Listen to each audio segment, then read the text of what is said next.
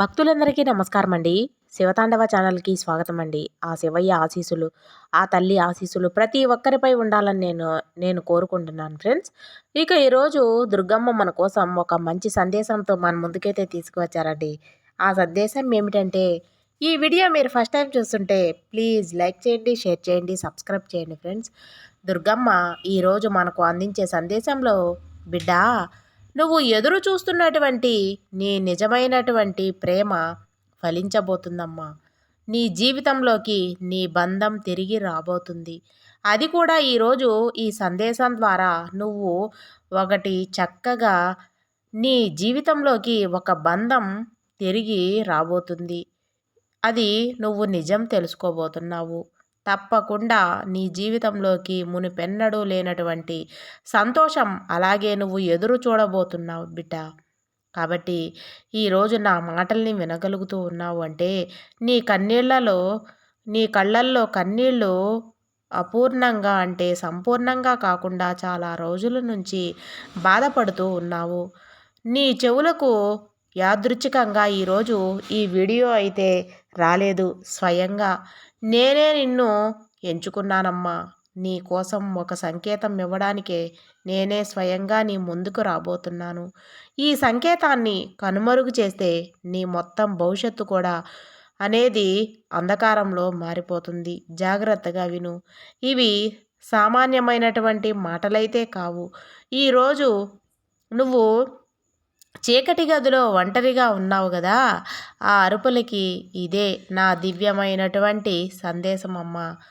కాసేపు నీ గదిలో ఎవరూ లేనప్పుడు నేను ఉన్నాను అని, నీ శ్వాసలో శ్వాసగా, నీ గుండె చప్పుల్లో ఒక నాదంగా, నీ కన్నీటిలో నేను ఎప్పుడూ కూడా నిండి ఉన్నాను. నువ్వు చేతుల్లో ముఖం దాచుకునేది నేను నిజంగానే అసలు దేనికైనా అర్హుడినా అని అడుక్కుంటున్నటువంటి ప్రతి ఒక్క ప్రశ్నకు నేనే సమాధానమై వచ్చానమ్మా. అవును, నువ్వు అర్హుడివే, అంతకంటే ఎక్కువ అర్హుడివే. నేనే నిన్ను ఒక మహాకార్యం కోసం ఎంచుకున్నాను బిడ్డ. నిన్ను గుంపులో కలిసిపోవడానికి పంపలేదు. గుంపుకే దిశను చూపే దిశగా నిన్ను పంపాను. ఈ అలసటను, ఈ బరువు కేవలం శరీరానికి కాదు, ఇది కేవలం నీ ఆత్మకు. నీ ఆత్మలో తరబడిన అరుస్తుంది. ఎంతకాలంగా ఎన్నో రకాలుగా పలుమార్లు నీ గుండెల్లో చాలా కష్టాన్ని దాచుకున్నావు. నేను విన్నాను. ప్రతి రాత్రి విన్నాను కూడా. ప్రతి మహత్కారానికి నువ్వు ఒక అగ్ని పరీక్ష జరిపావు. నీ పరీక్షలన్నింటిలో కూడా నువ్వు విజయవంతమయ్యావు. ఇప్పుడు నీ చుట్టూ కనిపిస్తున్నటువంటి అడ్డంకులు, నీ ఓటములు, ఒంటరి నిశ్శబ్దాన్ని, ఇవన్నీ కూడా నీ నుండి దూరంగా తొలగించబోతున్నాను. నీకు అనేక రకాలైనటువంటి సంకేతాలు ఒక సమయానికి మార్పు రాబోతున్నాయి. నీ గుండెల్లో ప్రతి ఒక్కటి కూడా నీ ఆశలన్నీ నీ యొక్క గుండెల్లో అనేక రకాలుగా చిగురించబోతున్నాయి బిడ్డ. ఇక ప్రపంచంలో ఎక్కడ నువ్వు ఆగకుండా నువ్వు నీ క్షణంలో నువ్వు చాలా ఆనందంగా ఉండబోతున్నావు. ఇక నువ్వు చరిత్ర సృష్టించబోతున్నావు బిడ్డ. నీకు హామీ ఇస్తున్నాను. నువ్వు తడబడితే నీ భుజంపై చెయ్యి వేస్తాను. పడిపోతే కింద కూడా కూర్చొని నిన్ను ఎత్తుకుంటాను. అందుకే ప్రియమైనటువంటి నా బిడ్డ, నిన్ను ఎవరూ కూడా చూడటం లేదని ఎప్పుడూ అనుకోవద్దమ్మా. నేను ఉన్నాను గదా, నేను చూస్తూ ఉన్నాను.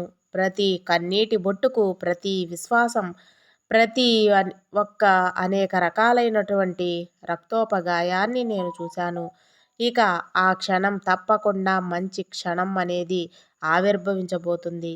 ఇక నువ్వు సామాన్యుడివైతే కానే కావు తల్లి. ఎంతో ఇష్టమైన వాడివి.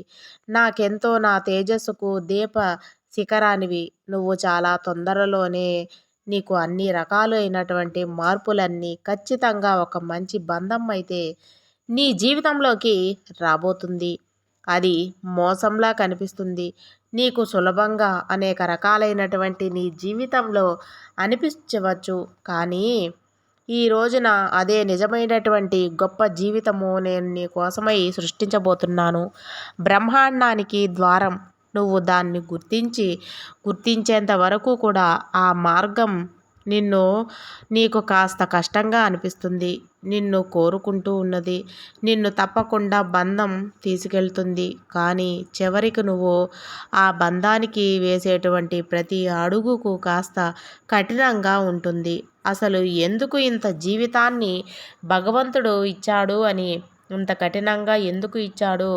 నువ్వు నిజంగా ఉన్నావా అని కూడా నువ్వు అనుకుంటున్నటువంటి కష్టానికైనా బాధ లేదు. నీకు అన్ని విధాలుగా మంచి చేయాలనే కూడా చేస్తున్నాను. నీ గురించే చెప్తున్నటువంటి బాధ్యత నాదే.